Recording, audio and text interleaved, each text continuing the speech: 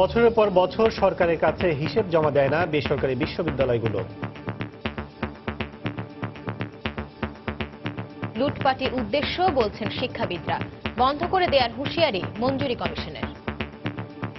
তাদেরকে তদারকি করা খুব সহজ হবে যদি আমরা একটা আইন থাকে। আমাদের আইন এখনো আছে, দেখা যাচ্ছে যে উদ্বৃত্ত টাকাটা হয়তো মালিকের পক্ষে চলে যাচ্ছে।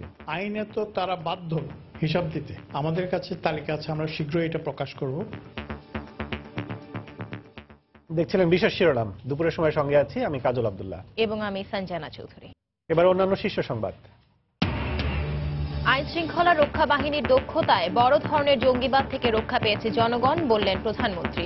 সবাইকে সজাগ থাকার আহ্বান। লেভেল প্লেইং ফিল্ড ছাড়া জাতীয় নির্বাচন হতে পারে না, মন্তব্য মির্জা ফখরুলের। শেখ হাসিনার অধীনে নয়, নির্বাচন হবে ইসির অধীনে, বললেন ওবায়দুল কাদের।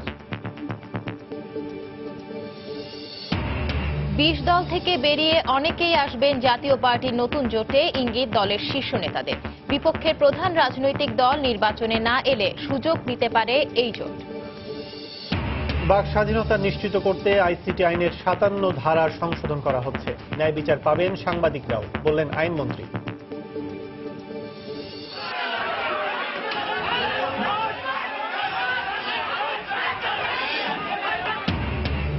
এবং স্থানীয় দ্বন্দ্বের জেরে ঝিনাইদহে বিএনপির প্রতিনিধি সভায় দুপক্ষের সংঘর্ষ, ভাঙচুর, আহত অন্তত ১৫।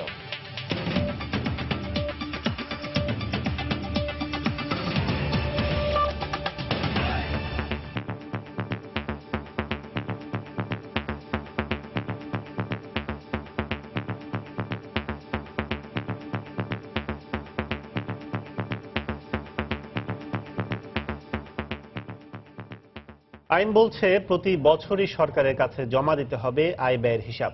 বাস্তবতা হলো প্রতিষ্ঠার পর থেকে বছরের পর বছর ধরে এই হিসাব জমা দেয় না এমন বিশ্ববিদ্যালয়ের সংখ্যা অসংখ্য।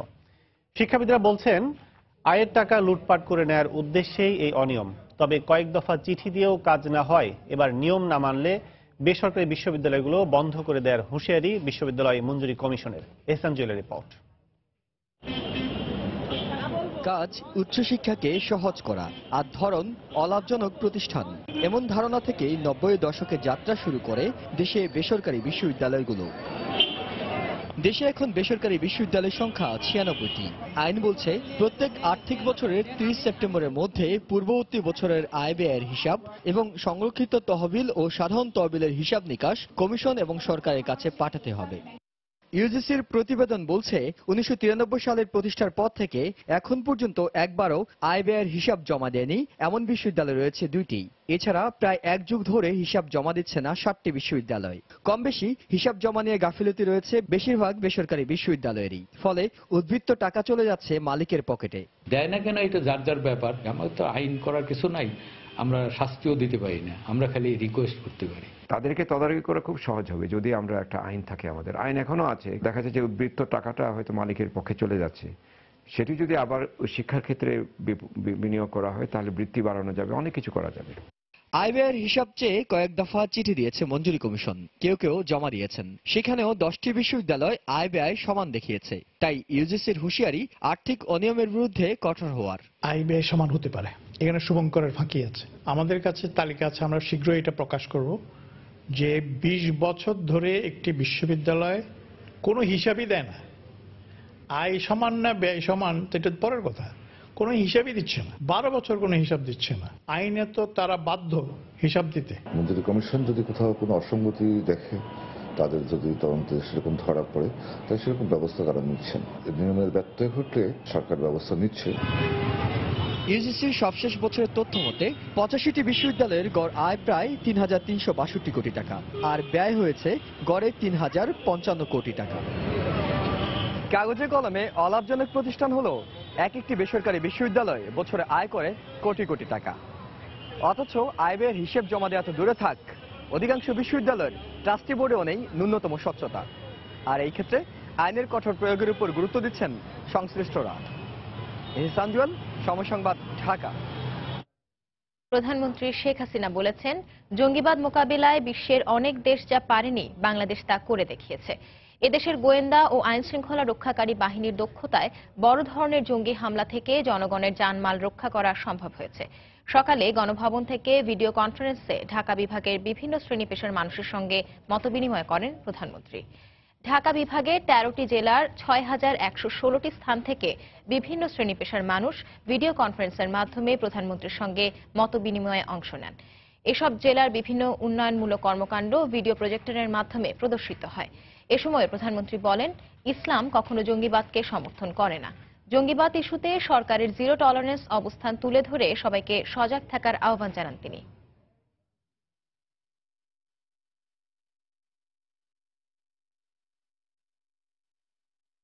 সবাইকে আহ্বান করব, এই যে জঙ্গিবাদের বিরুদ্ধে আজকে আমাদের গোয়েন্দা সংস্থা এবং আইন শৃঙ্খলা রক্ষাকারী সংস্থা সকলে মিলে সম্মিলিতভাবে যেভাবে কাজ করে যাচ্ছে, যার ফলে আমরা ইতিমধ্যে অনেকগুলি সন্ত্রাসী জঙ্গি তারা নানা ধরনের ঘটনা ঘটাবার জন্য প্রস্তুতি নিচ্ছিল, গোয়েন্দা সংস্থা সেই তথ্যগুলি দিতে পেরেছে এবং আইন শৃঙ্খলা রক্ষাকারী সংস্থার সঙ্গে সঙ্গে সেগুলি ধরতে পেরেছে বলে আমরা অনেক বড় বড় বিপদ থেকে দেশের মানুষের জানমাল বাঁচাতে সক্ষম হয়েছে। সেজন্য আমি এদেরকে সবাইকে, আমাদের গোয়েন্দা সংস্থা, আইন শৃঙ্খলা রক্ষাকারী শুরু করে এবং সাধারণ জনগণ যারা আমাদেরকে সহযোগিতা করেছেন, অন্যান্য পেশার সকলকে আমি আন্তরিক অভিনন্দন জানাই।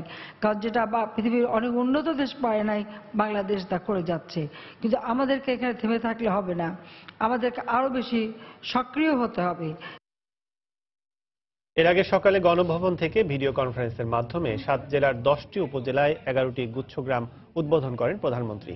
এ সময় প্রধানমন্ত্রী বলেন, তৃণমূল পর্যায় থেকে প্রতিটি মানুষকে অর্থনৈতিকভাবে স্বাবলম্বী করাই আওয়ামী লীগ সরকারের লক্ষ্য। তিনি বলেন, এদেশে একটি মানুষও গৃহহারা থাকবে না। গৃহহারা মানুষের তালিকা করতে এরই মধ্যে জেলা প্রশাসকদের নির্দেশ দেওয়া হয়েছে বলেও জানান তিনি। ঘর বাড়ি যেটুকু আমরা দিয়েছি, সাথে সাথে আমরা কর্মসংস্থানের ব্যবস্থা করে দিচ্ছি, আমরা ঋণের ব্যবস্থা করে দিচ্ছি। নিজের পায়ে দাঁড়াবেন, নিজে খেটে খেয়ে নিজের পায়ে দাঁড়াতে হবে, সেই মানসিকতা নিয়ে সকলে কাজ করবেন। ওই অভাবে পড়ে আবার এই ঘরের টিন বিক্রি, চাল বিক্রি বা কোনো প্রভাবশালীর হাতে পড়ে এই জমি বা বাড়ি যেন বিক্রি না হয় সেদিকে আপনারা দেখবেন। যদি কোনো সমস্যা হয় বলবেন, আমরা তার সমাধান করব। কিন্তু আজকে যে গুচ্ছগ্রামের মাধ্যমে যে ঘর আপনাদের দেওয়া হচ্ছে, যারা পাচ্ছেন, যারা সুবিধাভোগী, আমি আশা করি তারা এগুলি সুরক্ষিত করবেন এবং নিজের পায়ে দাঁড়াবার জন্য আপনারা আপনাদের শ্রম দিয়ে, শক্তি দিয়ে কাজ করবেন, সেটাই আমি আশা করি। যখনই সরকার গঠন করতে পেরেছি 96 সালে, 21 বছর পর, তখনই উদ্যোগ নিয়েছি যে বাংলাদেশে একটা মানুষের গৃহহারা থাকবে না। প্রতিটি মানুষের খাদ্যের নিরাপত্তা আমরা নিশ্চিত করব, চিকিৎসা সেবা মানুষের দোরগোড়ায় পৌঁছে দেব, আর সেই সাথে সাথে শিক্ষার ব্যবস্থা আমরা করব, মানুষকে একটা উন্নত জীবন দেব। এটাই হচ্ছে আমাদের সাধনা। বিএনপি হেরে যাবার ভয়ে নির্বাচনে আসতে চায় না বলে মন্তব্য করেছেন সড়ক পরিবহন ও সেতুমন্ত্রী ওবায়দুল কাদের। সকালে ইতালি ও চীনের দুটি কোম্পানির সঙ্গে মেট্রো রেল প্রকল্পের চুক্তি স্বাক্ষর অনুষ্ঠান শেষে সাংবাদিকদের প্রশ্নের জবাবে তিনি একথা বলেন। এ সময় তিনি আরো বলেন, আগামী নির্বাচন প্রধানমন্ত্রী শেখ হাসিনার অধীনে নয়, নির্বাচন কমিশনের অধীনে অনুষ্ঠিত হবে। ইলেকশন হবে ইলেকশন কমিশনের অধীনে। শেখ হাসিনার সরকার সংবিধান সম্মতভাবে রুটিন ওয়ার্ক করবে। বিএনপি ভয় পাচ্ছে কেন? তারা তাদের অতীতের অপকর্মের জন্য জনগণ ভুলেনি, নির্বাচনে হেরে যাবে, সেই জন্য এখন নানান ছল ছুতার আশ্রয় নিচ্ছে। এটা কোনো করুণা আর সুযোগ বিতরণের কোনো বিষয়। তারা ইলেকশনে তাদের right, political right, Democratic right, they will participate in the election. BNP মহাসচিব মির্জা ফখরুল ইসলাম আলমগীর বলেছেন, লেভেল প্লেইং ফিল্ড ছাড়া জাতীয় নির্বাচন হতে পারে না। সহায়ক সরকারের অধীনেই কেবল নির্বাচনে অংশ নেবে বিএনপি। সকালে রাজধানী বাংলাদেশ শিশু কল্যাণ পরিষদ মিলনায়তনে এক আলোচনা সভায় তিনি কথা বলেন। এ সময় তিনি সহায়ক সরকার গঠনে আলোচনারও আহ্বান জানান। নির্বাচন কি করবেন? আপনারা সমস্ত রেফারি, লাইন্সম্যান সহ সবাই আপনারা অত্যন্ত সুন্দরভাবে খেলবেন, আর আমাদেরকে খেলতে দেবেন না। একতরফা গোল দিয়ে যাবেন, একতরফা খেলা হবে না। লেভেল প্লেইং ফিল্ড ছাড়া নির্বাচন হবে না এবং আপনাদের অধীনে নির্বাচন হওয়া কঠিন, এটা প্রমাণিত হয়ে গেছে। সেই জন্যই আমরা বলেছি যে একটা সহায়ক সরকার প্রয়োজন হবে নির্বাচনকালীন সময়। কিভাবে হবে আসুন আলোচনা করি, আমাদের প্রস্তাবগুলো নিয়ে কথা বলেন, কোন জায়গায় এসে ঠিক করা যায়। We can sit down, sit together and discuss about it. ঝিনাইদহে বিএনপির প্রতিনিধি সভায় দুপক্ষের সংঘর্ষে অন্তত 15 জন আহত হয়েছেন। এ সময় চেয়ার ছোড়াছুড়ি ও ভাঙচুর চালানো হয়। সকালে শহরের পৌর কমিউনিটি সেন্টারে এই সংঘর্ষ হয়। প্রত্যক্ষদর্শীরা জানান, দলীয় চেয়ারপারসনের উপদেষ্টা জয়নাল আবেদিনের উপস্থিতিতে শুরু হয় জেলা বিএনপির প্রতিনিধি সভা। দাওয়াত না পাওয়ায় শৈলকুপা উপজেলার বিএনপির 17 নেতা ও তার সমর্থকরা অনুষ্ঠানে হট্টগোল ও চেয়ার ছোড়াছুড়ি শুরু করেন। এ সময় অন্য পক্ষের লোকজন বাধা দিলে দুপক্ষের মধ্যে হাতাহাতি ও সংঘর্ষ হয়। পরে ইট পাটকেল নিক্ষেপ করে কমিউনিটি সেন্টারের জানালার কাঁচ ভেঙে ফেলে তারা। এতে আহত 15 জনকে উদ্ধার করে জেলা সদর হাসপাতাল সহ বিভিন্ন ক্লিনিকে ভর্তি করা হয়। খবর পেয়ে ঘটনাস্থলে গিয়ে পরিস্থিতি নিয়ন্ত্রণে আনে পুলিশ।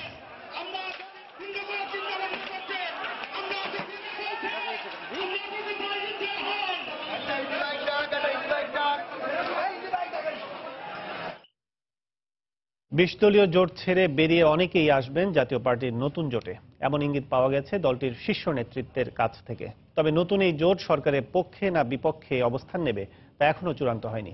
দলের নেতারা বলছেন, কোনো কারণে সরকারের প্রধান বিপক্ষের রাজনৈতিক দল নির্বাচনে না এলে সেই ভূমিকায় অবতীর্ণ হবে এরশাদের নেতৃত্বাধীন এই জোট। বিস্তারিত বিলায়েত হোসাইনের রিপোর্টে।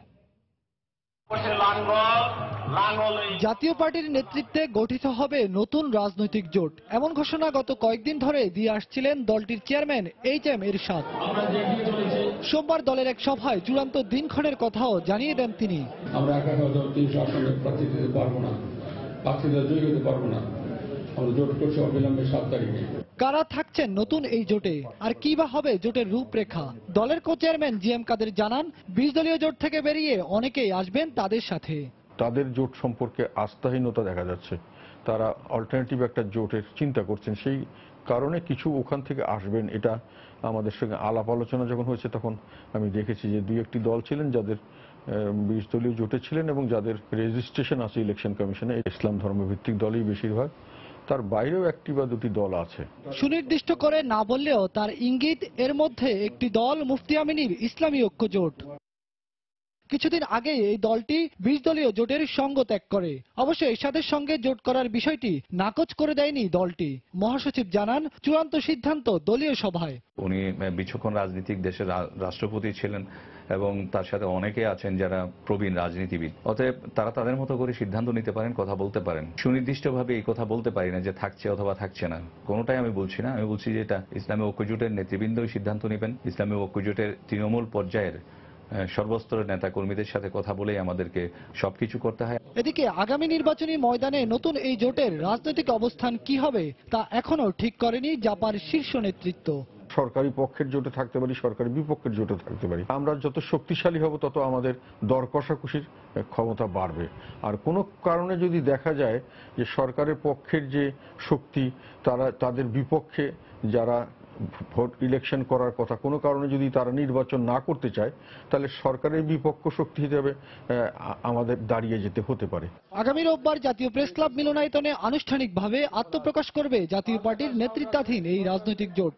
এই তো গণতন্ত্র চলছে দেশে। বিলায়েত হোসাইন, সময় সংবাদ, ঢাকা। দুপুরের সময় আরো থাকছে। চাঁপাইনবাবগঞ্জে বেশ কিছু বাগানে ঝরে পড়ছে আম, প্রতিষেধক দিয়েও মিলছে না প্রতিকার। চিন্তিত না হওয়ার পরামর্শ ফল গবেষকদের। আইনমন্ত্রী অ্যাডভোকেট আনিসুল হক বলেছেন, বাক স্বাধীনতা নিশ্চিত করতে আইসিটি আইনের 57 ধারা সংশোধন করা হচ্ছে। ন্যায় বিচার পাবেন সাংবাদিকরাও।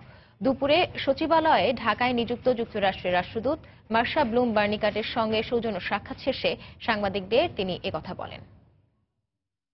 যে ডিজিটাল সিকিউরিটি অ্যাক্ট বলে একটা নতুন আইন হচ্ছে এবং সেইখানে এই সব কনসার্ন যেগুলি আছে সেইগুলি অ্যাড্রেসড হবে এবং 57 ধারার সম্বন্ধে যে বক্তব্য ছিল, যেটা যে মুক্ত বক্তব্য রাখার যে স্বাধীনতা সেইটা ব্যাহত করছে 57, সেইটা দূরীকরণ হবে। কিন্তু আমি এইটুকু আপনাদেরকে বলতে পারি যে মামলাও যদি থাকে বা তদন্তেও যদি থাকে, আপনারা আশ্বস্ত থাকতে পারেন যে আপনারা ন্যায় বিচার পাবেন। গাজীপুরে বিচার না পেয়ে ট্রেনের নিচে ঝাঁপ দিয়ে মেয়েকে নিয়ে বাবার প্রাণ দেওয়ার ঘটনায় মামলায় শহীদ নামে আরেক আসামিকে গ্রেফতার করেছে পুলিশ। সকালে শ্রীপুরের কামারপুর থেকে তাকে গ্রেফতার করা হয়। শ্রীপুর থানা পুলিশ জানায়, গত সোমবার স্থানীয় মেম্বার আবুল হোসেন সহ 5 জনকে আসামি করে আত্মহত্যায় প্ররোচনার মামলা করা হয়। আবুল হোসেন ও শহীদ সহ এ নিয়ে মামলার 2 আসামিকে গ্রেফতার করল পুলিশ। মামলার প্রধান আসামি ফারুক সহ বাকিদের গ্রেফতারে অভিযান চলছে। 8 বছরের মেয়েকে ধর্ষণের চেষ্টার অভিযোগ করেও কোনো বিচার না পেয়ে গত 29 এপ্রিল শ্রীপুর রেল স্টেশনে ট্রেনের নিচে মেয়েকে নিয়ে ঝাঁপ দিয়ে আত্মহত্যার পথ বেছে নেন হযরত আলী।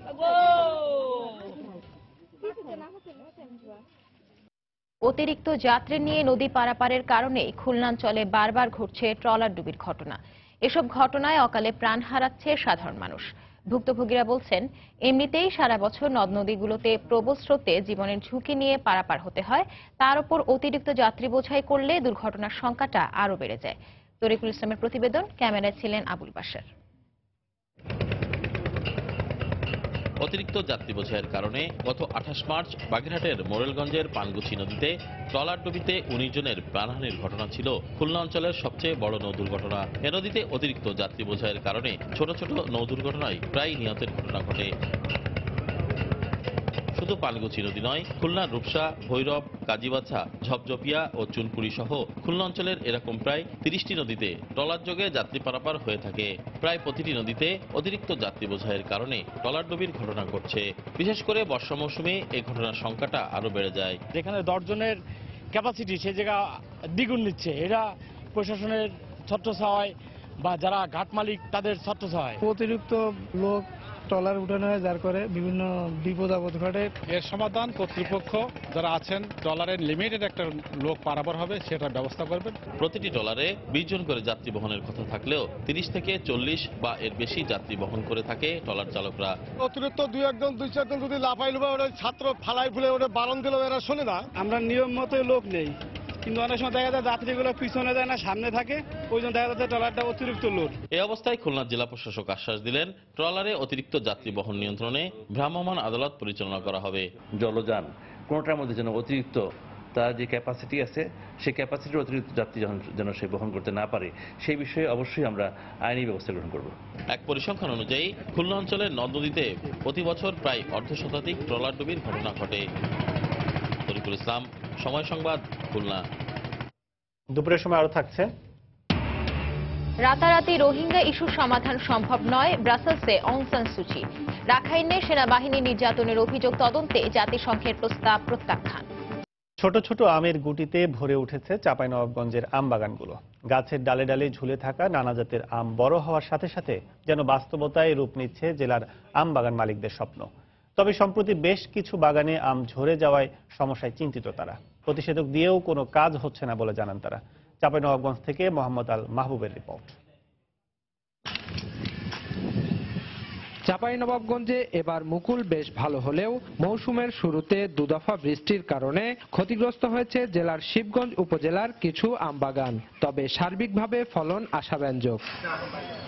ল্যাংড়া, খিরসা, গোপালভোগ, মোহনভোগ, আশিনা ও ফজলি সহ নানা জাতের সুমিষ্ট সব আম ঝুলছে গাছে। ভালো ফলনের আশায় দিনরাত পরিচর্যা চালিয়ে গেলেও সম্প্রতি বেশ কিছু বাগানে দেখা দিয়েছে আম ঝরে যাওয়া সমস্যা। কোনো প্রতিষেধক দিয়েও সমাধান হচ্ছে না বলে জানিয়েছেন বাগান মালিকরা। 3 ভাগের মধ্যে 2 ভাগ পড়ে গেছে, 1 ভাগ আছে। কি কারণে যে ঝরতে আছে এটা বুঝতে পারছি না আমরা। কৃষি বিভাগ এসে কোনো খোঁজ খবর নেয় না। যাহা কিছু করণীয় ছিল এটা আমরা আর করার শেষ রাখিনি। সমস্যা বুঝতে না পারলেও কীটনাশক ব্যবসায়ীরা নিজেদের স্বার্থে বিভিন্ন সার ও কীটনাশক দেওয়ার পরামর্শ দিচ্ছেন। এতে আরো বেশি ক্ষতিগ্রস্ত হচ্ছেন চাষিরা। ওরা যেটা বলে যে এটা নিয়ে যাও, এ কোম্পানি ভালো, ওইটাই নিয়ে যাই, কিন্তু তাও কোনো কাজ হচ্ছে না। ওষুধ কোম্পানির অনেক কিছু ব্যবহার করেছি, কিন্তু আমরা কোনোটাতে ফল পাচ্ছি না। আম ঝরা সমস্যাকে ন্যাচারাল ড্রপিং উল্লেখ করে চিন্তিত না হওয়ার পরামর্শ এই ফল গবেষকের। প্রচুর পরিমাণে গুটি হয়েছে, গাছ তার সাধ্যমতো যতটুকু সে খাবার দিতে পারবে ততটুকু রেখে বাকিটুকু সে ঝরিয়ে ফেলবে। এবং আপনার এই ন্যাচারাল ড্রপিংটা প্রত্যেকটা জাতের ক্ষেত্রে 40 থেকে 42 দিন পর্যন্ত চলতে থাকে। ভালো ফলন পেতে বিশেষ কোনো সমস্যা না থাকলে বাগানে মাত্রাতিরিক্ত কীটনাশক, সার বা প্রতিষেধক প্রয়োগ থেকে বিরত থাকার আহ্বান জানিয়েছেন এই ফল বিজ্ঞানী। সারের ডিলার অথবা কীটনাশকের ডিলার এদের সঙ্গে পরামর্শ অনুযায়ী হয়তো দেখা যাচ্ছে 8 থেকে 10 বার এই পর্যন্ত স্প্রে করে ফেলছে, যার কারণে তাদের উৎপাদন খরচ বাড়ছে, প্লাস হচ্ছে আমাদের পরিবেশের জন্য অত্যন্ত ক্ষতিকর হচ্ছে। কৃষি বিভাগ সহ সংশ্লিষ্টদের মতে আবহাওয়া জনিত কারণে কিছুটা ব্যাহত হলেও গত বছরের চেয়ে ফলন কম হবে না। গত মৌসুমে জেলায় আম উৎপাদন হয়েছিল 2,40,000 মেট্রিক টন। মোহাম্মদ আল মাহবুব, সময় সংবাদ, চাঁপাইনবাবগঞ্জ। মৌলভীবাজারে হাওরের অপেক্ষাকৃত উঁচু জমির ধান কাটতে শুরু করেছেন কৃষকরা। তবে চিটার পরিমাণ বেশি হওয়ায় বিপাকে পড়েছেন তারা। তাদের অভিযোগ, কৃষি বিভাগের পরামর্শে গুটি সার ও কীটনাশক ব্যবহারে ফলনের এই বিপর্যয়। অভিযোগ অস্বীকার করে অতিবৃষ্টির কারণে পরাগায়ন ব্যাহত হয়েছে বলে দাবি করেন উপজেলা কৃষি কর্মকর্তা। মৌলভীবাজার প্রতিনিধি শাহ উলিদুর রহমানের তথ্য ছবি নিয়ে ডেস্ক রিপোর্ট। মৌলভীবাজার সদর ও রাজনগর উপজেলার কাউয়াদিঘি হাওরের অপেক্ষাকৃত উঁচু জমির ধান কাটছেন কৃষকেরা। উজান থেকে নেমে আসা পাহাড়ি ঢল ও বৃষ্টি থেকে রক্ষা পাওয়া এই ফসলটুকুই তাদের শেষ সম্বল। তাই কষ্টের ফসল ঘরে তুলতে সারিবদ্ধভাবে কাস্তে হাতে নেমে পড়েছেন জমিতে। তবে ধানের চেয়ে চিটার পরিমাণ বেশি হওয়ায় বিপাকে পড়েছেন চাষিরা। তাদের অভিযোগ, কৃষি বিভাগের পরামর্শে গুটি সার ও কীটনাশক ব্যবহার করায় ফলনে বিপর্যয় দেখা দিয়েছে। ধান বারোইয়া ধান হাঁস পড়ছে না, ধান দেখা যায় খালি মরা। কৃষি কর্মকর্তা হলে তারা কইছিল ভিটামিন দিতাম, ভিটামিন দিছি, গুটি ইউরিয়া সার দিতাম, গুটি ইউরিয়া সার দিছি, তারা সবই করছি। এখন দেখা যায় অধিকাংশ চুষা। ওই যে ধানটা মরছে, কোনো কিছু খাওয়ার উপায় নাই, কোনটায় মরছে কোনটা না মরছে এটা ধরার কোনো উপায় নেই। কৃষি কর্মকর্তার যে নজরদারি কম থাকার কারণে এটা সমস্যা আইছে, কারণ তারা যে ঠিকমতো নজরদারি করলে আমরা এরকম সমস্যা আইতো না। অভিযোগ অস্বীকার করে উপজেলা কৃষি কর্মকর্তা বলছেন, অতিবৃষ্টির কারণে পরাগায়ন ব্যাহত হওয়ায় চিটার পরিমাণ কিছুটা বেড়েছে। প্রাকৃতিক দুর্যোগ এবং পাহাড়ি ঢলের কারণে পরাগায়নের সময় ব্যাহত হয়েছে, যার কারণে এবছর ধানের মধ্যে চিটার মাত্রা একটু বেশি বৃদ্ধি পেয়েছে। আমরা ক্রপ কাটিং এর মাধ্যমে দেখেছি। তবে কৃষকরা সারের বিরুদ্ধে যে অভিযোগ করছে, সার দেওয়ার কারণে এই চিটা বৃদ্ধি পেয়েছে, এই অভিযোগ সত্যি নয়।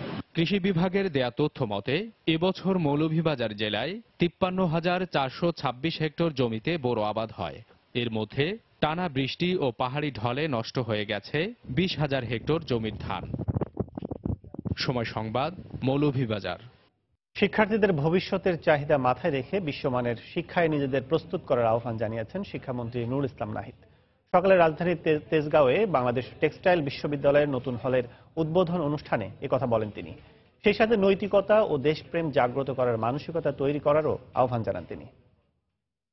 জ্ঞান চর্চা, গবেষণা, নতুন জ্ঞান অনুসন্ধান এবং নতুন জ্ঞান সৃষ্টি করতে হবে। আমার দেশের সমস্যার সমাধান করবে কে? আমার দেশের মানুষই করবে, আমার বিজ্ঞানীরাই করবে, আমার উচ্চশিক্ষিতরাই করবে। একজন বিজ্ঞানী, একজন ইঞ্জিনিয়ার, একজন গবেষক, একজন নতুন জ্ঞান সৃষ্টিকারী হিসেবে আপনি অবস্থান করে নেবেন। বাস্তব কাজে আপনি দেশকে আগায় নিয়ে যাবেন। বড় বড় শিল্প ও আর্থিক প্রতিষ্ঠান থেকে রাজস্ব আদায় ও উন্নত সেবা দিতে 2004 সালে বৃহৎ করদাতা ইউনিট এলটিইউ গঠন করে এনবিআর। রাজস্বের 40 থেকে 45 হাজার কোটি টাকা আসে এই দুটি এলটিইউ থেকে। রাজস্বের বড় অংশ যোগান দিলেও জনবল সংকট এবং অবকাঠামো সমস্যায় ব্যাহত হচ্ছে এলটিইউ এর সার্বিক কার্যক্রম। বিস্তারিত জানাচ্ছেন হাজেরা শিউলি। চারিদিকে ফাইলের স্তূপ দেখে মনে হবে পরিত্যক্ত কাগজপত্রের রেকর্ড রুম। বাস্তবতা হলো এনবিআর এর সর্বোচ্চ রাজস্ব আদায়কারী খাত ভ্যাটের বৃহৎ করদাতা ইউনিটের চিত্র এটি। জায়গা না থাকায় এভাবেই কর্মকর্তা কর্মচারীদের কক্ষ ছাড়িয়ে অফিসের করিডোর এমনকি দরজার সামনে রাখা হয়েছে শীর্ষ করদাতাদের মূসক চালান, রিটার্ন দাখিলপত্র সহ গুরুত্বপূর্ণ বাণিজ্যিক নথি। ফাইলের চাপে বসার জায়গা তো দূরের কথা, ভ্যাট অনলাইনের প্রয়োজনীয় যন্ত্রপাতিও বসানো যাচ্ছে না। এই পরিবেশে করদাতাদের সেবা দিতে গিয়ে গলদঘর্ম হচ্ছেন রাজস্ব কর্মকর্তারা। প্রত্যেকটা রিটার্নের সাথে আমাদের প্রায় 400-500 কাগজ থাকে। এগুলি রাখার পরে 1 মাসে আমার স্তূপ হয়ে যায়। বিভিন্ন মামলা আছে, অডিট আছে, একটা প্রতিষ্ঠানের সমস্ত রেকর্ডপত্র নিয়ে আসছে, এখানে রাখার মতো জায়গায় নেই যে এদের সাথে বসে কাজ করব, সেটা তো পরের কথা। মাসে মাসে হাজার হাজার কোটি টাকা জমা দেয় আমাদের এখানে, কিন্তু ওদেরকে আমরা বসানোর মতো জায়গা দিতে পারি না। আমাদের পাশে দাঁড়ায় দাঁড়ায় ওরা কাজ করে, ওদের চলে যেতে হয়। সেগুনবাগিচায় সরকারি 12তলা ভবনের 6ষ্ঠ তলায় ভ্যাট ও 7ম তলায় আয়করের এলটিইউর কার্যক্রম পরিচালিত হয়। এলটিইউর এই কর্মকর্তা জানান, জায়গার স্বল্পতা এবং জনবল সংকটে হিমশিম খেতে হয় রাজস্ব আদায়ের স্বাভাবিক কাজে। এই অল্প জনবল নিয়ে আমাদের অডিট, ইনভেস্টিগেশন, লিটিগেশন এবং আমাদের এই সার্বিক কাজকর্ম পরিচালনা করা সত্যিকার অর্থেই খুবই কষ্টকর এবং আমাদের অফিস স্পেসটাও খুবই লিমিটেড। এগুলো যদি নিশ্চিত না করা যায়, প্রকারান্তে আমাদের রাজস্ব আদায়ের ক্ষেত্রেও একটা ঋণাত্মক ভূমিকা রাখবে। তবে আগারগাঁওয়ে নির্মাণাধীন নতুন রাজস্ব ভবনের কাজ শেষ হলে এই সংকট থাকবে না বলে জানায় এনবিআর। আগারগাঁয়ে আমাদের যে নিজস্ব রাজস্ব ভবন যেটা আমরা তৈরি করছি, আশা করি আমরা আগামী 1 বছরের মধ্যে যদি শেষ করতে পারি ভবনটি, ওখানে আমাদের লার্জ ট্যাক্সপেয়ার ইউনিট সহ এনবিআর একটা বৃহৎ অংশ সেখানে চলে যাবে। যদিও পূর্ণাঙ্গভাবে নতুন রাজস্ব ভবনে যেতে আরো 3 থেকে 4 বছর লাগবে, তবে প্রতিদিনই নতুন নথি যোগ হওয়ায় এই অবস্থা থেকে স্বস্তি পেতে এখনই বড় পরিসরের অফিস চান এলটিইউর কর্মকর্তারা। হাজারি শিউলি, সময় সংবাদ, ঢাকা। নারায়ণগঞ্জের 2500-এ ছিনতাইকারী ছুরিকাঘাতে নসিমন চালক নিহত হয়েছেন। এ ঘটনায় আহত হয়েছেন আরও একজন। প্রত্যক্ষদর্শী ও স্বজনরা জানান, নিহত নসিমন চালক মোহাম্মদ ডালিম প্রতিদিনের মতো মাছ ব্যবসায়ীদের নিয়ে 2500 থেকে গাউছিয়া যাচ্ছিলেন। ভোরে জাউগড়া এলাকায় পৌঁছলে একদল ডাকাত তাদের উপর ধারালো অস্ত্র দিয়ে অতর্কিত হামলা চালিয়ে নগদ 12,000 টাকা ছিনতাই করে নিয়ে যায়। আশপাশের লোকজন গুরুতর অবস্থায় তাদের উদ্ধার করে স্থানীয় হাসপাতালে নেয়। পরে অবস্থার অবনতি হলে ঢাকা মেডিকেল কলেজ হাসপাতালে নিলে সকাল 7টার দিকে নসিমন চালক ডালিমের মৃত্যু হয়। এ ঘটনায় অপর আহত মাছ ব্যবসায়ী চিকিৎসাধীন রয়েছেন। ওনারে ধরছে আর 2-3 জনকে ধরছে আর কি, তো গুরুতর ভাবে আঘাত করছে। পিছনে একটা গাড়ি ছিল না, ওনারা নিয়ে আইছে আর কি, নিয়ে আইসে আমাদের 2500 উপজেলা যে স্বাস্থ্য কমপ্লেক্সটা আছে হসপিটালটা, ওটা ভর্তি করাইছে। ভর্তি করানোর কিছুক্ষণ পরই আপনার ওনাকে ঢাকা মেডিকেলে পাঠাই দিচ্ছে আর কি। আবাসন সংকট সহ অস্বাস্থ্যকর ও নোংরা পরিবেশে বাস করেন নারায়ণগঞ্জের কয়েক লাখ নারী পোশাক শ্রমিক। সমস্যা সমাধানে সরকারি পর্যায়ে আবাসন ব্যবস্থার দাবি জানিয়েছেন তারা। তবে গার্মেন্টস শিল্পের অন্যতম সংগঠন বিকেএমইএ বলছে, অর্থ বরাদ্দ দেওয়া হলেও জমির সংকটে ভবন নির্মাণ করা যাচ্ছে না। আর কলকারখানা ও প্রতিষ্ঠান পরিদর্শন অধিদপ্তরের দাবি, আবাসন ব্যবস্থা সহ নানা প্রকল্প বাস্তবায়নের অপেক্ষায় রয়েছে। শওকত আলী সৈকতের তথ্য, আব্দুল্লাহ আল মামুনের ছবি নিয়ে ডেস্ক রিপোর্ট। হাড় ভাঙা খাটুনি শেষে দল বেঁধে বাসায় ফেরেন নারায়ণগঞ্জের নারী পোশাক শ্রমিকরা। মাথার ঘাম পায়ে ফেলে যারা দেশের অর্থনীতিকে সচল রাখেন, তাদের নেই মাথা গোঁজার ঠাঁই। কবুতরের খোপের মতো টিন কাঠের তৈরি ঝুঁকিপূর্ণ খুপড়ি ঘরে পরিবারের 5 থেকে 8 সদস্যকে নিয়ে গাদাগাদি করে বাস করেন তারা। আর বেতনের একটি বড় অংশই চলে যায় ঘর ভাড়ায়। যে টাকা পাই সেই টাকায় যদি রুম ভাড়া দেয়, তাহলে আমার খাওয়া দাওয়ার খুব কষ্ট হয়। কম দামে বাসার থাকি, সার পোকা কামড়ায়, গরমে উড়ফের বা ফুটে। মালিকরা যদি একটু টাউনের ব্যবস্থা করে দেয়, থাকার ব্যবস্থা করে দিলে, তাহলে আমার একটু কষ্টটা, একটু অভাবটা দূর হয়। প্রতিনিয়ত যদি এইভাবে নারী শ্রমিকরা অস্বাস্থ্যকর পরিবেশে থেকে যদি কাজ করে, একটা সময় দেখা যাবে যে তারা অসুস্থ হয়ে পড়েছে। এই অবস্থায় সরকারি খাস জমি বরাদ্দ দিয়ে আবাসন সমস্যা সমাধানের দাবি জানিয়েছে পোশাক শ্রমিক ইউনিয়ন। বাংলাদেশ ব্যাংকের 2001 সালে 1000 কোটি টাকা বাজেট বরাদ্দ দেওয়া হয়। সরকার এবং গার্মেন্টস মালিকরা যৌথ উদ্যোগে সেই টাকাটা ঋণ নিয়ে সেখানে কলোনি নির্মাণ করার মধ্যে দিয়ে এই সংকট নিরসন করতে পারেন। বিকেএমইএ জানায়, অর্থ বরাদ্দ দেওয়া হলেও জমির অভাবে আবাসন সমস্যার সমাধান করা যাচ্ছে না। শ্রম মন্ত্রণালয়ের কাছে প্রস্তাব দেওয়া হয়েছে যে আপনারা ভূমি নির্ধারণ করুন, আমরা প্রয়োজনে বিকেএমই থেকে 2 কোটি টাকা দেব। এই পর্যন্ত আসলে ভূমি সিলেকশন করা হয় নাই। অবশ্য কলকারখানা ও প্রতিষ্ঠান পরিদর্শন অধিদপ্তরের দাবি, নারী পোশাক শ্রমিকদের জন্য আবাসন সহ নানা প্রকল্প হাতে নিয়েছে সরকার। নারায়ণগঞ্জ জেলায় আধুনিক একটি হাসপাতাল হবে, পাশাপাশি একটা আবাসন প্রকল্প নারী শ্রমিকদের থাকার জন্য সরকারের উপরিমহলের একটা নীতিগত সিদ্ধান্ত হয়ে গেছে। এখন আমরা শুধু আছি বাস্তবায়নের অপেক্ষায়। বিকেএমইএ এর তথ্য মতে নারায়ণগঞ্জের 6 শতাধিক গার্মেন্টস কারখানায় 10 থেকে 12 লাখ শ্রমিক কাজ করেন। এর মধ্যে 80% নারী। সময় সংবাদ, নারায়ণগঞ্জ। দেশের বাইরের খবর। মিয়ানমারে রোহিঙ্গাদের উপর সেনা নির্যাতনের অভিযোগ খতিয়ে দেখতে দেশটিতে জাতিসংঘের তদন্ত দল পাঠানোর প্রস্তাবের বিরোধিতা করেছেন ক্ষমতাসীন এনএলডি নেতা ও মিয়ানমারের স্টেট কাউন্সিলর অং সান সুচি। একই সঙ্গে রোহিঙ্গা ইস্যুর মতো সমস্যার সমাধানে আরও সময় প্রয়োজন বলেও জানান তিনি। ব্রাসেলসে ইউরোপীয় ইউনিয়নের পররাষ্ট্র বিষয়ক প্রধান ফেদেরিকা মোঘেরিনির সঙ্গে বৈঠক শেষে সংবাদ সম্মেলনে একথা বলেন সুচি। গত মাসে বিবিসিকে দেয়া এক সাক্ষাৎকারে প্রথমবারের মতো রাখাইন রাজ্যে জাতিগত নিধনের অভিযোগের বিষয়ে কথা বলেন মিয়ানমারের ক্ষমতাসীন এনএলডি নেতা ও দেশটির পররাষ্ট্রমন্ত্রী অং সান সুচি। অভিযোগ সরাসরি অস্বীকার করে তিনি ছোট একটি সমস্যাকে বড় করে দেখানোর জন্য এই জাতিগত নির্মূলের অভিযোগ আনা হয়েছে বলে দাবি করেন। এর প্রায় এক মাস পর মঙ্গলবার ব্রাসেলসে ইউরোপীয় ইউনিয়নের প্রতিনিধিদের সঙ্গে বৈঠকে আবারও উঠে আসে রোহিঙ্গা সংকট প্রসঙ্গ। বৈঠক শেষে ইইউ এর পররাষ্ট্র বিষয়ক প্রধান ফেদেরিকা মোঘেরিনির সঙ্গে এক যৌথ সংবাদ সম্মেলনে রাখাইনে জাতিগত নির্মূলের অভিযোগ তদন্তে দেশটিতে জাতিসংঘের তদন্ত দল পাঠানোর বিষয়ে নিজের আপত্তির কথা তুলে ধরেন অং সান সুচি। তিনি বলেন, রোহিঙ্গা সমস্যাটি দীর্ঘদিনের। 18 শতক থেকেই তার দেশ এ সমস্যা মোকাবিলা করছে। রাতারাতি এর সমাধান সম্ভব নয় বলেও জানান তিনি। একটি নির্বাচন কখনোই একটি দেশের মানসিকতা, বদ্ধমূল বিশ্বাস রাতারাতি পরিবর্তন করতে পারে না। নির্বাচন একটি নতুন প্রশাসনকে ক্ষমতায় আনে সত্য, কিন্তু দেশের জনগণকে সঙ্গে নিয়ে কিছু করতে হলে দীর্ঘদিন ধরে কঠোর পরিশ্রম করতে হবে। আপনি যদি গণতন্ত্রকে বিশ্বাস করেন, তবে কখনোই আপনি আপনার জনগণের উপর কিছু চাপিয়ে দিতে পারবেন না। তাদের সমর্থন আদায়ের জন্য আপনাকে সবসময় চেষ্টা করে যেতে হবে। 50 বছরের সামরিক শাসন শেষে একটি দেশে রোহিঙ্গা ইস্যুর মতো স্পর্শকাতর এবং দীর্ঘমেয়াদী সমস্যা সমাধানে আরো সময় প্রয়োজন বলেও সংবাদ সম্মেলনে জানান সুচি। আদালতে প্রমাণের আগেই কেবল অনুমানের ভিত্তিতে একটি দেশের সেনাবাহিনীর বিরুদ্ধে হত্যা, ধর্ষণের মতো অভিযোগ আনা উচিত নয় বলেও মন্তব্য করেন তিনি। অন্যদিকে জাতিসংঘ মানবাধিকার কাউন্সিলে পাশ হওয়া প্রস্তাব রোহিঙ্গা নির্যাতনের অভিযোগের বিষয়ে সব ধরনের অনিশ্চয়তা দূর করবে বলে সংবাদ সম্মেলনে আশাবাদ ব্যক্ত করেন ইইউ পররাষ্ট্র বিষয়ক প্রধান ফেদেরিকা মোঘেরিনি। গত বছরের অক্টোবরে মিয়ানমারের রাখাইন রাজ্যে সেনা অভিযানের নামে রোহিঙ্গা নির্যাতনের অভিযোগ ওঠে। এতে সহিংসতায় শতাধিক মানুষের মৃত্যু ও শরণার্থী হয় 70,000-এরও বেশি মানুষ। পরবর্তীতে রোহিঙ্গা নির্যাতনের ওই অভিযোগ তদন্তে সেখানে অনুসন্ধান কমিটি পাঠানোর বিষয়ে জাতিসংঘে একটি প্রস্তাব পাশ হলে প্রথম থেকেই তার বিরোধিতা করে আসছে ক্ষমতাসীন এনএলডি সরকার। অন্যয় কর্মকার, সময় সংবাদ। আফগানিস্তানের কাবুলে আত্মঘাতী বোমা হামলায় 8 জন নিহত হয়েছেন, আহত হয়েছেন আরো অন্তত 20 জন। আহতদের মধ্যে কয়েকজনের অবস্থা আশঙ্কাজনক বলে জানিয়েছে গণমাধ্যম জানায়, বুধবার ভোরের দিকে ন্যাটো বাহিনীর গাড়িবহর লক্ষ্য করে হামলাটি চালানো হয়। হতাহতদের মধ্যে বিদেশি সেনা আছে কিনা তা এখনো জানা যায়নি। আত্মঘাতী হামলাকারীরা বিস্ফোরক ভর্তি গাড়ি নিয়ে এই হামলা চালায়। ঘটনাস্থলে কাছে মার্কিন দূতাবাসের অবস্থান বলেও জানায় কর্তৃপক্ষ। এখন পর্যন্ত কেউ হামলার দায় স্বীকার করেনি।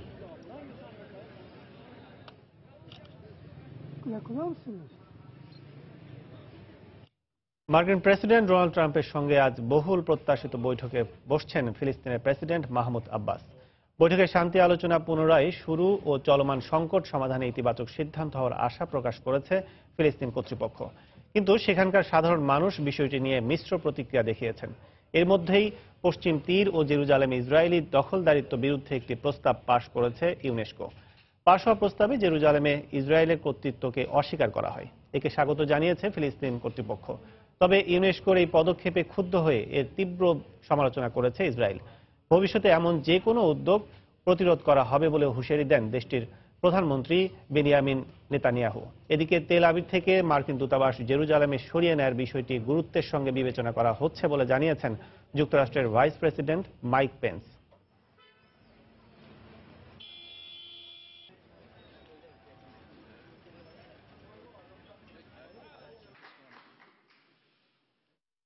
মার্কিন প্রেসিডেন্ট ডোনাল্ড ট্রাম্পের সঙ্গে টেলিফোনে কথা বলেছেন রুশ প্রেসিডেন্ট ভ্লাদিমির পুতিন। ক্রেমলিন জানায়, মঙ্গলবার এই ফোন আলাপে উত্তর কোরিয়া ও সিরিয়া সংকট সমাধানে পারস্পরিক সহযোগিতার বিষয়ে একমত হয়েছেন এই দুই নেতা। সিরিয়ায় স্থায়ীভাবে যুদ্ধবন্ধে যুদ্ধবিরতি কার্যকরের গুরুত্বের বিষয়ে মতৈক্যে পৌঁছান তারা। মানবিক কারণেই সিরিয়ায় সংঘাত বন্ধ করা উচিত বলে ফোন আলাপে মত প্রকাশ করেন প্রেসিডেন্ট ট্রাম্প ও পুতিন। এছাড়াও সিরিয়া ইস্যুতে মতপার্থক্য কমাতে দুই দেশের পররাষ্ট্রমন্ত্রীদের বৈঠক আয়োজনের বিষয়ে ফোন আলাপে সিদ্ধান্ত হয় বলে জানা গেছে। এদিকে কোরীয় উপদ্বীপে চলমান উত্তেজনা কমিয়ে একটি কার্যকর ও গ্রহণযোগ্য সমাধানের পথে হাঁটতে মার্কিন প্রেসিডেন্ট ডোনাল্ড ট্রাম্পকে আহ্বান জানান রুশ প্রেসিডেন্ট পুতিন। ট্রাম্প পুতিনের বৈঠকের সম্ভাব্য সময়সূচি নিয়েও ফলপ্রসূ আলোচনা হয়েছে বলে জানিয়েছে হোয়াইট হাউস। গত 7 এপ্রিল সিরিয়ায় যুক্তরাষ্ট্রের ক্ষেপণাস্ত্র হামলার পর প্রথমবারের মতো টেলিফোনে কথা বললেন ট্রাম্প ও পুতিন।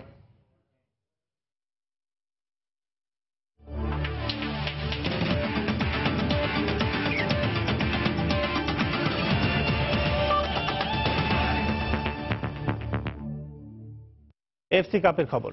নিয়ম রক্ষার ম্যাচে বেঙ্গালুরু এফসির বিপক্ষে মাঠে নামছে আবাহনী লিমিটেড।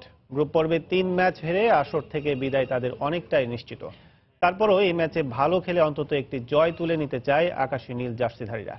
অন্যদিকে ঘরের মাঠে আবাহনীকে শক্ত প্রতিপক্ষ মানলেও অভিন্ন লক্ষ্য ভারতের ক্লাবটির। বঙ্গবন্ধু জাতীয় স্টেডিয়ামে ম্যাচটি শুরু হবে আজ সন্ধ্যা 6:10।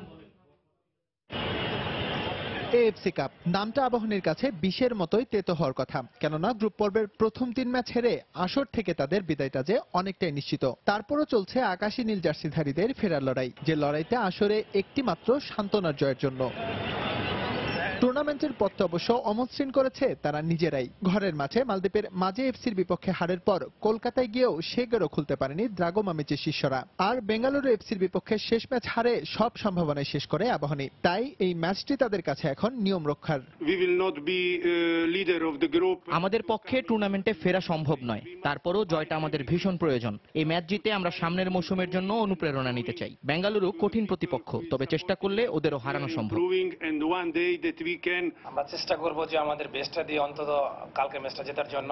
রেসে থেকে চলে গেছি, বাট আমাদের সামনে যে ঘরোয়া যে ফেডারেশন কাপ, এটার দিকে আমাদের ফোকাসটা একটু বেশি। পয়েন্ট টেবিলের হিসেব নিকেশে পুরো বিপরীত অবস্থানে বেঙ্গালুরু এফসি। 3 ম্যাচের সবকটিতে জয় নিয়ে তারা আছে এই গ্রুপের শীর্ষে। তবে দ্বিতীয় স্থানে থেকে মাঝে এফসি ঘাড়ে শ্বাস ফেলায় এই ম্যাচে নির্ভর থাকার কোনো সুযোগ নেই দ্য ব্লুজদের। আমরা জয় প্রত্যাশা করছি, তবে এটা সহজ হবে না। ঘরের মাঠে আবাহনী শক্ত প্রতিপক্ষই হওয়ার কথা, তবে আমাদেরও কোনো উপায় নেই। পরের পর্ব নিশ্চিত করতে হবে, তাই প্রতিটি ম্যাচই সমান গুরুত্বের। বয়সের নবীন হলেও অল্প সময়ে নিজেদের যাত্রী নিয়েছে বেঙ্গালুরু। এফসি কাপের গেল আসরে রানার্স আপ হয়ে যার বড় প্রমাণ ভারতীয় ক্লাবটি দিয়েছে ইতোমধ্যেই। এসএম ইকবাল, সময় সংবাদ, ঢাকা। চ্যাম্পিয়ন্স লিগের খবর।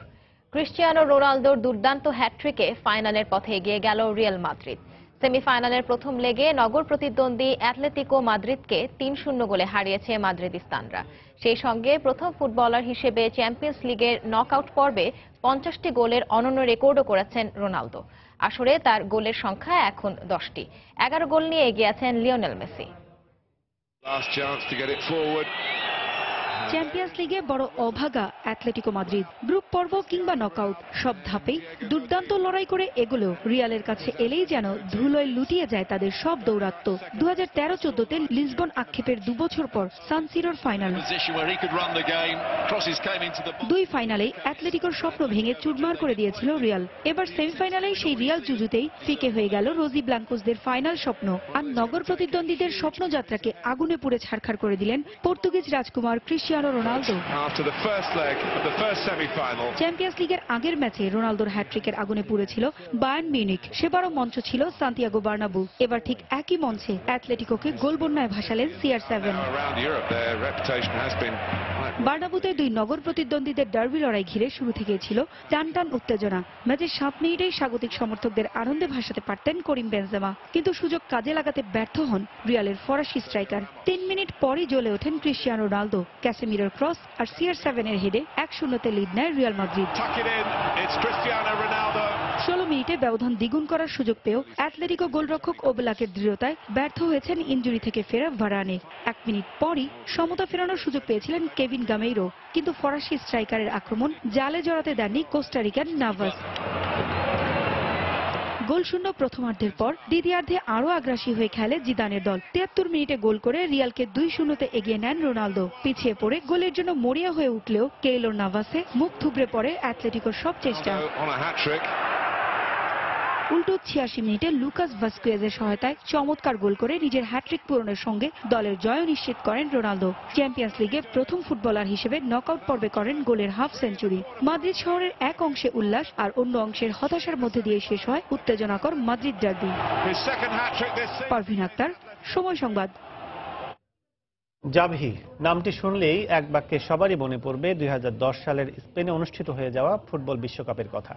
নিজেদের মাটিতে নেদারল্যান্ডসকে কাঁদিয়ে প্রথমবারের মতো বিশ্বজয়ে স্বাদ পাওয়া স্পেনের সেই ইতিহাসের সাফল্যের নেপথ্য নায়ক ছিলেন এই মিডফিল্ডার।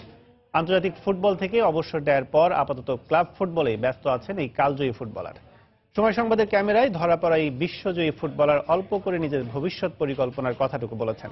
কাতারের দোহা থেকে সেই বিশেষ মুহূর্তের কথা জানাচ্ছেন সজল মিত্র রিচার্ড। পায়ের সুনিপুণ কারুকাজ, মাঝ মাঠের প্রাণ ভোমরা, সব মিলিয়ে জাভি ছিলেন এক পরিপূর্ণ ফুটবলার। ফুটবল বিশ্বের অন্যতম সেরা ক্লাব বার্সেলোনার হয়ে 4 বার চ্যাম্পিয়ন্স লিগের শিরোপা জিতেছেন, 8 বার স্বাদ নিয়েছেন লা লিগার শিরোপার, কোপা দেল রের শিরোপা শোকেসে তুলেছেন 3 বার, সুপার কাপ ও ক্লাব বিশ্বকাপের শিরোপা সমান 2 বার করে। আর একেবারে সেন্টার মিডফিল্ডার হিসেবে দলের সবচেয়ে গুরুত্বপূর্ণ দায়িত্ব পালনকারী এই ফুটবলার বার্সেলোনার জার্সি গায়ে 505টি ম্যাচ খেলে করেছেন 58টি গোল, আর স্পেনের হয়ে 133 ম্যাচে তার রয়েছে 13টি গোল। নিজের 10 বছর বয়স থেকেই ছিলেন তাবৎ দুনিয়া কাঁপানো ফুটবলার মেসির ক্লাব সতীর্থ। তবে তার ক্যারিয়ারের সেরা অর্জন ছিল ওই স্পেনের হয়ে প্রথমবারের মতো বিশ্বকাপ জয়। নিজের ভবিষ্যৎ পরিকল্পনার কথাটা ছোট্ট করে সময় সংবাদকে জানালেন তিনি। আমি এখন শুধু বার্সেলোনা আর স্পেনের কোচ হবার স্বপ্ন দেখি। কাতারের আল সাদ ক্লাবে এখন খেলছেন এই মিডফিল্ডার, তার সতীর্থরাও গর্বিত তাকে নিয়ে। জাভি অসাধারণ ফুটবলার, আমার কাছে তার সঙ্গে খেলা অনেকটা স্বপ্নের মতো। আমি বোঝাতে পারবো না, ওনার মতো লিজেন্ডারি ফুটবলার তো ফুটবল বিশ্বের অহংকার। বর্তমানে কাতারের আল সাদে খেলা জাভির স্বপ্নটা অনেক বড়, হতে চান বার্সেলোনার কোচ। কাতার জাতীয় ফুটবল দলের কোচ হতেও আগ্রহের কমতি নেই স্পেনের হয়ে বিশ্বকাপ জয়ী এই তারকা মিডফিল্ডারে। স্বপ্নের বাকি অংশটা হয়তো সময়ই বলে দেবে। কাতারের দোহা থেকে সজল মিত্র, রিচার্ড, সময় সংবাদ। দুপুরের সময়ে এ পর্যায়ে শীর্ষ সংবাদ জানিয়ে দিচ্ছি আরো একবার। আইন শৃঙ্খলা রক্ষা বাহিনীর দক্ষতায় বড় ধরনের জঙ্গিবাদ থেকে রক্ষা পেয়েছে জনগণ, বললেন প্রধানমন্ত্রী। সবাইকে সজাগ থাকার আহ্বান। লেভেল প্লেইং ফিল্ড ছাড়া জাতীয় নির্বাচন হতে পারে না, মন্তব্য মির্জা ফখরুলের। শেখ হাসিনার অধীনে নয়, নির্বাচন হবে ইসির অধীনে, বললেন ওবায়দুল কাদের। 20 দল থেকে বেরিয়ে অনেকেই আসবেন জাতীয় পার্টির নতুন জোটে, ইঙ্গিত দলের শীর্ষ নেতাদের। বিপক্ষের প্রধান রাজনৈতিক দল নির্বাচনে না এলে সুযোগ নিতে পারে এই জোট।